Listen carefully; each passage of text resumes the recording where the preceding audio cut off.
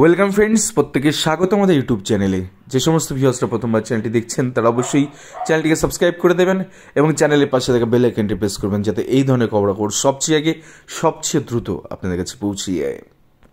তো আপনারা প্রত্যেকে জানেন যে 2016 সালে যে প্রাথমিক শিক্ষক নিয়োগ হয়েছিল পশ্চিমবঙ্গে, সবচেয়ে বড় নিয়োগ প্রক্রিয়া, যেটা রাতের অন্ধকারে SMS পাঠিয়ে নিয়োগ হয়েছিল, সেই নিয়োগ প্রক্রিয়া একাধিক দুর্নীতি, একাধিক বিনিয়মের বিরুদ্ধে মহামান্য হাইকোর্টে একের পর এক কেস হয়। মানে পৃথিবীর ইতিহাসে সব থেকে বেশি কেস যদি কোনো নিয়োগ প্রক্রিয়া নিয়ে হয়ে থাকে সেটা হচ্ছে 42,949 নিয়োগ প্রক্রিয়া, যেটাতে একাধিক জিনিস আমরা দেখতে পেয়েছি। ওএমআর শিট থেকে শুরু করে মানিক ভট্টাচার্যের কেচ্ছা কেলেঙ্কারি থেকে শুরু করে এস রায় বাসু কোম্পানি, নানান জিনিস। কোথাও গিয়ে বিচারপতি 165 এভিডেন্স অ্যাক্টের ভিত্তিতে তাদেরকে ইন্টারভিউ নিচ্ছেন দরজা বন্ধ করে রুদ্ধদ্বার কক্ষে, নানান টুইস্ট। চন্দন মণ্ডল চাকরি বিক্রেতা, এখান থেকে লিস্ট পাওয়া, ওএমআর শিট বালাসরে গিয়ে পড়ানো, নানান কেচ্ছা খাইনি।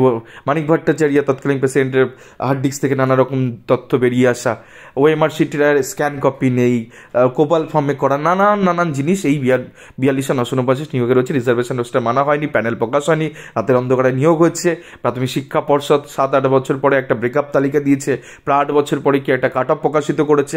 তো নানান কেচ্ছা খাইনি, যার সাথে যুক্ত সেই 32 মামলা রীতিমতন কিন্তু কোথাও গিয়ে মুখ থুবড়ে পড়েছিল বা কোথাও গিয়ে কমায় চলে গেছিল, যেখানে গিয়ে এই মামলা কিছুতেই আপনারা জানেন যে 32 শিক্ষক শিক্ষিকাদের চাকরি বাতিল করে দেন জাস্টিস গাঙ্গুলি, এবং প্যারা টিচারদের স্যালারি মতন করে দেন।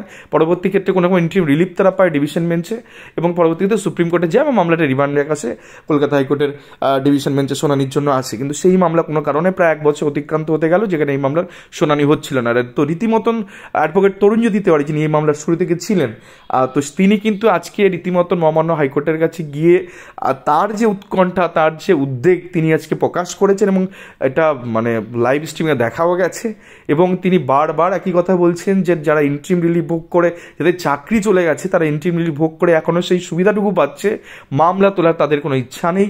প্রাথমিক শিক্ষা পর্ষদ এখানে এটাকে কমায় ফেলে দিতে যাচ্ছে, সেখানে এই মামলা শুনতে হবে বলে তিনি দাবি করেন মহামান্য হাইকোর্টের কাছে। এবং একাধিকবার তিনি মেনশন করেছেন, এই কথা তিনি বললেন। এবং পরবর্তী ক্ষেত্রে জাস্টিস দ্বয়, তার মধ্যে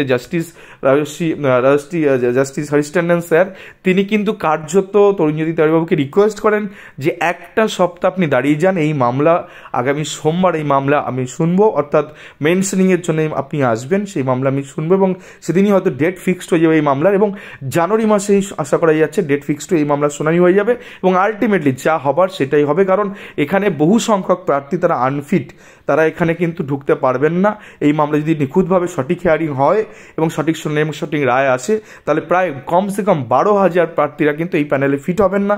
তো আগামী দিনে দেখার রিজার্ভেশন রোস্টার হোক বা একাধিক পয়েন্টে ভায়োলেশন বা কাট অফ সংক্রান্ত ইস্যুতে এই মামলা কোন দিকে এগোয়, সেটা আমাদের নজর থাকবে। তো এই ছিল লেটেস্ট আপডেট। ধন্যবাদ সকলকে, ভালো থাকবেন, সুস্থ থাকবেন।